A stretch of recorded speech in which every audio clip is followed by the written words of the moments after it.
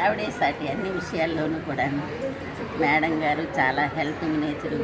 అదేవిధంగా social service కూడా madam గారు గుప్తదానం అంటారు కదా, ఆ విధంగా ఎవరికీ తెలియకుండానే నేను ఎంత చేశాను అంత చేశానని గొప్పలు చెప్పుకోకుండానే తను చేయాలనుకున్నది ఏదైనా సరే సహాయ సహకారాలు మాత్రం ఆవిడ తప్పనిసరిగా ఆవిడ అనుకున్నట్లుగా చేసుకుంటారు.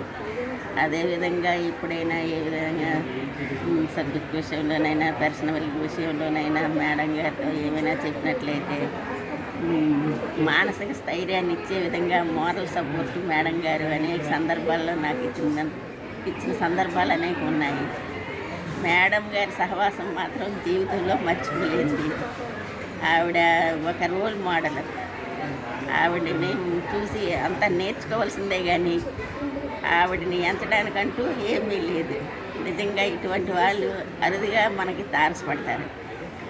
ఆవిడ పరిచయ భాగ్యం నాకు ఒక అదృష్టంగానే నేను భావిస్తున్నాను. ఆవిడ రిటైర్మెంటు జీవితం ఆయురారోగ్యాలతో సుఖ సంతోషాలతో వర్ధిల్లాలని మనస్ఫూర్తిగా కోరుకుంటున్నాను.